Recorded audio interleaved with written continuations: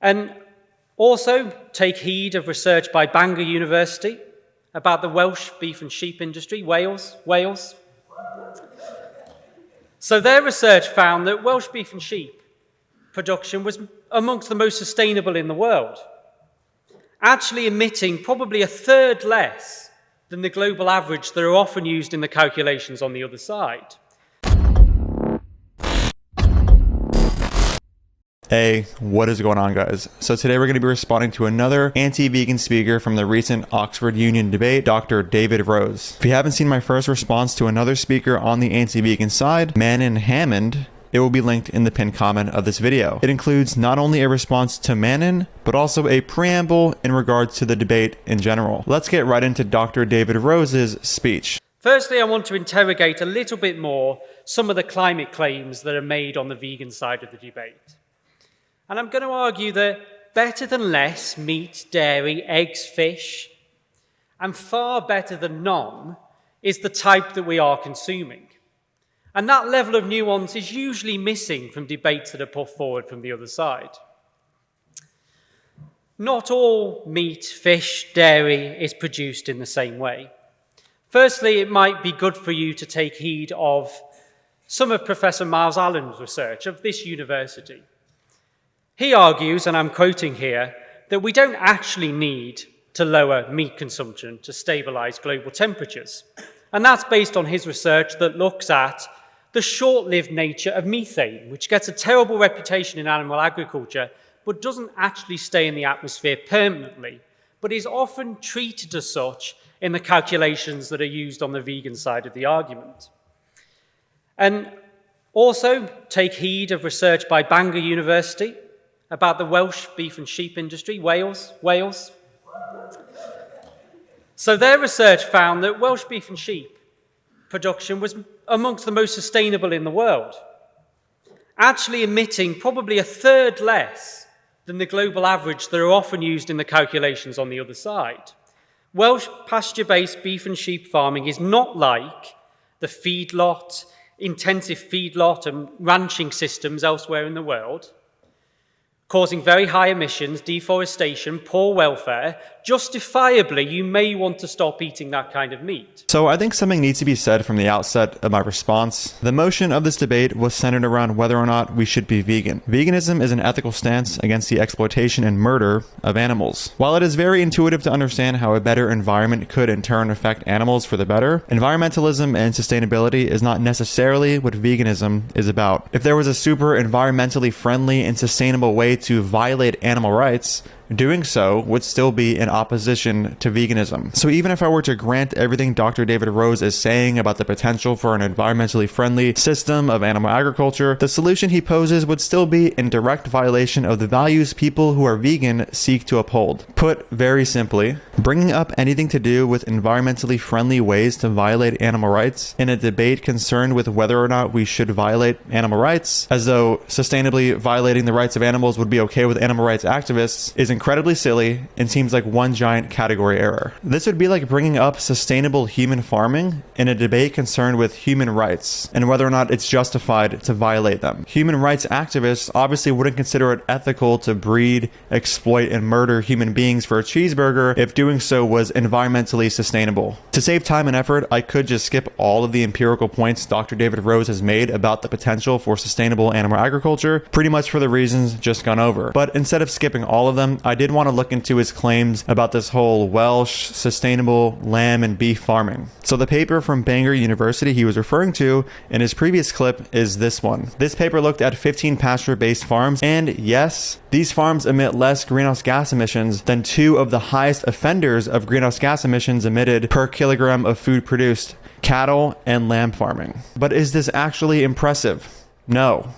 Not really. Typically, in pretty much everything, we recognize that not being as bad as the worst isn't too impressive. And seeing as this debate is about veganism, which generally entails humans predominantly getting our food from plant agriculture, it would make much more sense to compare the emissions of these Welsh farms to emissions from plant-based food, not the worst of all greenhouse gas emissions you see from standard beef and sheep farming. This table from the study David cited represents the greenhouse gas emissions and other farm characteristics of 25% of the farms with the lowest carbon footprint and 25% of the farms with the highest carbon footprint. For beef, going by carbon dioxide equivalent emissions per kilogram of food produced, the lower emitting farms averaged to 13.46 kilograms of CO2 equivalent emissions per kilogram of beef, while the highest emitting farms averaged to 22.34 kilograms of CO2 equivalent emissions per kilogram of beef produced. So how do these numbers compare to plant agriculture and industrialized beef farming today? And just to be charitable, we'll only compare the average of the best performing farms in the Bangor study to plant agriculture and beef farming. So yes, this result is clearly lower than the 99.48 kilograms of CO2 equivalent emissions per kilogram of beef produced. If it were to be on this chart, it would be here. But as we can see, compared to plant agriculture, this mode of beef farming would still be worse for the planet in terms of greenhouse gas emissions. Also keep in mind we haven't even discussed and probably won't even need to discuss the higher land use required for these kinds of pasture-based systems in comparison to more industrialized beef farming. Now let's look at the Welsh lamb farms. The best of lamb farming would still be just under chicken, still losing to plant-based foods on emissions. So similar to the best performing beef farms in this study, these lamb farms may be better than the worst possible farms we have right now, but it is not better than the emissions emitted from plant agriculture generally. Maybe citing this study would make more sense in a debate over which type of animal farming we should support for the environment if we're going to support any at all. But even in a debate over which kind of farming we should support for the environment, which again, that is not what this debate is even about, citing this paper still wouldn't demonstrate that we should adopt farm systems like these over plant-based agriculture. And it gets worse. Not only is it unfair to compare these Welsh animal farms to the worst animal farms in an effort to convince us to not solely rely on plant agriculture, but it would also be unfair to compare more environmentally friendly animal farms to industrialized plant agriculture, which intends in no way to be good for the environment. It would be more fair to compare them to plant agriculture aimed to be better for the planet, like regenerative plant agriculture, which according to this paper could actually create a carbon negative. This was not the case for the Welsh farms. Let's continue with this speech. Should we also talk about fish? We've not heard much about fish. I'd say justifiably, you might think we should eat slightly less of the fish species that are unsustainable to catch, or that we don't think are farmed in a particularly ethical way. But what about the many species on the list of the Marine Stewardship Council that are considered sustainable in our waters around the UK? Hake, handline caught mackerel, plaice,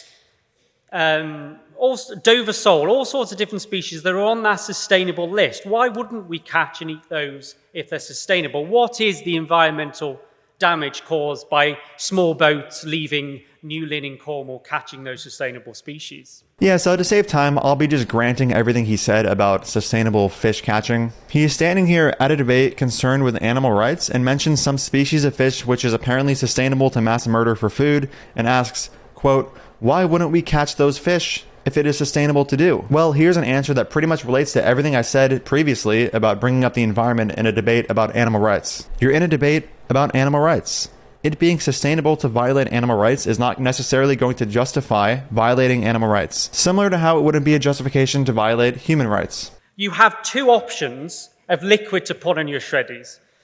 Option A is this beautifully marketed and branded almond drink from the Mediterranean. It promises you all sorts, a source of calcium, iodine, all sorts of promises made. Option 2 is this rather plain bottle of cow's milk, which actually doesn't promise you very much. But let's look at some of the different nutritional contents of both. Let's start with the almond drink for calcium. So in 100 millilitres, 120 micrograms from this. Now's your chance. Cow's milk, higher or lower in calcium than 120? Only just higher, but higher, 124, and doesn't need to be fortified. Healthier bones and teeth. So here we have the same issue I was referring to earlier about bringing up the environment in a debate about animal rights, but instead in this case he's bringing up health. Just like if farming humans was sustainable, we wouldn't consider it ethical to farm humans. If farming humans was healthy for us, we wouldn't consider it ethical to farm humans. Oh, and just to be clear, I don't blame him for bringing up the environment and health in this debate, as I know there is a lot of confusion online as to what veganism is about, but here's just another reminder that it is about animal rights. Regardless, I still want to respond to some of this health section of his speech. Yeah, so there are plenty of vegan sources of calcium. Not sure why he's just talking about these milks for calcium. Also, almond milk requiring fortification to have similar amounts of calcium to cow's milk doesn't really matter. It still ends up having it after the process of fortification. If he is somehow implying that fortification is less healthy or something, I would like to see evidence for that. And a 4 milligram difference in calcium is pretty meaningless. I'm not sure why he decided to mention calcium, if I'm being honest. Lastly, this is about animal rights once again for the millionth time. You can get calcium without violating animal rights. Now, shall we go to protein, which is very important for energy and muscles, as the athletes in the room will know. Let's go for the almond drink. 0.5 grams in this. What would we say for the cow's milk? Higher or lower? Higher. 3.6. 7 times as much. So if the vegans aren't being particularly loud in this game, perhaps it's a lack of protein kicking in at 9 o'clock at night. Yeah, so I don't think much needs to be said here. This dude just compared almond milk to cow's milk for protein rather than a higher protein plant milk like soy milk. Really amazing and doesn't come across as dishonest at all. And for the record, 1 cup of whole milk from a cow has 7.7 grams of protein, and 1 cup of soy milk has 8.7 grams of protein. But hey, let's just compare the protein content of cow's milk to the protein content of almond water. No offense to the almond milk drinkers that are watching this video. Let me go on, though. Let me go on, because there's some other things where I don't think the soy would win. But let's go. Let's go for iodine, lastly. 22.5 in this. In this, higher or lower? 31. All right, guys. It seems like this man just cherry-picked nutrients that are higher in cow's milk and lower in almond milk. All do the same, but with soy milk. Compared to cow's milk, soy milk has more copper, iron, magnesium, manganese, and potassium. And pretend you don't see how cow's milk has more of other things I listed because, remember, I'm cherry-picking. Soy milk also has more vitamin B1, B3, folate, vitamin A, E, and vitamin K. Again, ignore the vitamins I skipped mentioning because I'm cherry-picking. Now let's go for price, okay? £2 a litre on this stuff, approximately. Higher or lower for this? Lower. £1 a litre, criminally low for a farmer. So I'll let the man in the crowd handle this one. Yeah. How many subsidies are employed in Now let's go on to B12, shall we? Vitamin B12, which you want in your life. Very good for red blood cells, very good for the nervous system. Now this does quite well on this, 15% of your daily allowance here. Only 12% in the cow's milk. But as a meat eater, I know where the other 88% is coming from in my day. As a vegan, where's your other 85% coming from? And here, I defer to the website of the Vegan Society.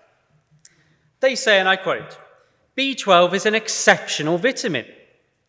Most vegans consume enough B12 to avoid anemia and nervous system damage, but many do not get enough to minimize potential risk of heart disease or pregnancy complications. Well, isn't that comforting? Only some of you may self-inflict greater chance of anemia and nervous system damage, but many of you might self-inflict a greater risk of heart disease and pregnancy complications.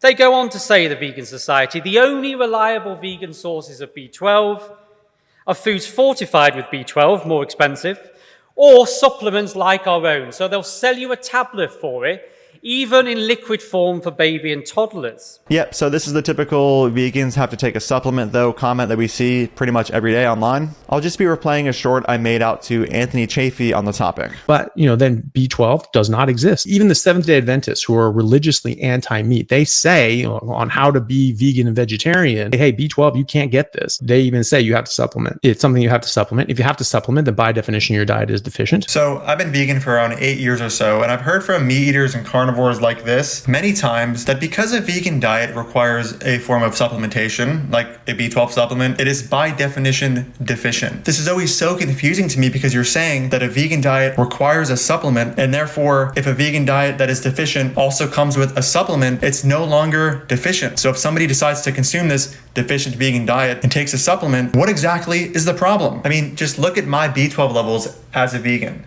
As you can see, not deficient. And here's a paper showing the health outcomes of people in regard to B12 when they're vegan and take a B12 supplement. It works. When you say that a vegan diet is deficient because it requires a supplement, you're admitting that with a supplement, it isn't deficient. I want to lastly end on a cultural argument. Now, some of these figures I'm about to quote might seem trivial in the context of the UK economy.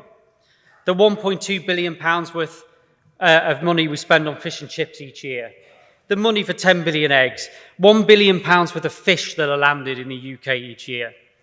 But it isn't trivial, regionally and locally, for the people who depend on this for a living. The £44 million of fish landed each year in Cornwall is very important for Cornwall. The 10,000 people who work on UK fishing boats, the 10,500 fish and chip shop owners and workers, 7,500 dairy producers, 255,000 people who work in the meat supply chain, 38,000 beekeepers, all able to put bread on the table because of these products. All those people not just able to put bread on the table, but these are people who look after cultural heritage. The dry stone walls, the harbours, the communities, the landscapes that many of us visit and want to take photos of because we think they look beautiful, but are only there because many of the people involved in these industries are fantastic stewards of it. And you might say the cultural argument that change is disruptive and people will lose out isn't a terribly good one to make. And in some cases, I'd agree with you. The old sending children up chimneys was an awful thing to do. And there were better ways of doing it. Sending people down coal mines to work when coal is very damaging for the environment and there are alternatives. I agree change is needed. But in animal agriculture, that I've hopefully argued, though briefly, certain types of meat and fish, etc., are not unsustainable.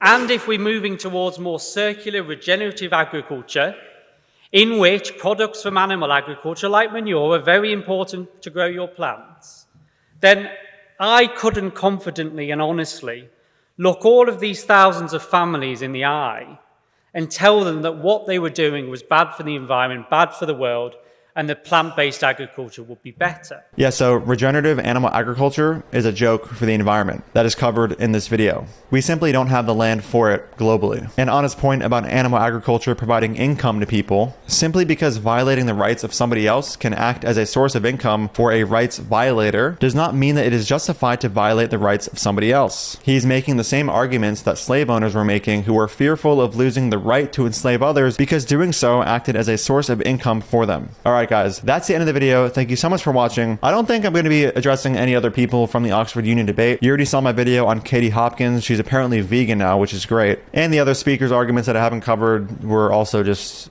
not too good and not really worth responding to, I don't think. Thank you so much for watching. If you support my work and want to get early access to it and also get one-on-one messaging with me, you can click the link in the pinned comment and support me on Patreon. And if you don't know, I do have a book going over most, if not all, of the anti-vegan arguments you're going to hear online. If you want to get that as well, that'll be linked in the pinned comment. Lastly, there are 2 links below for vegan protein powder and vegan merch, both of which, if you purchase, will help support the channel. Thank you again for watching, and I'll see you in the next video. Dude. Fuck off, I don't want anything to do with you. Don't ever speak to me again. You're a fucking piece of shit. Even vegans don't get your weird, stupid wannabe sense of irony here. Who is your audience? Nobody gets these dumb jokes. Dude,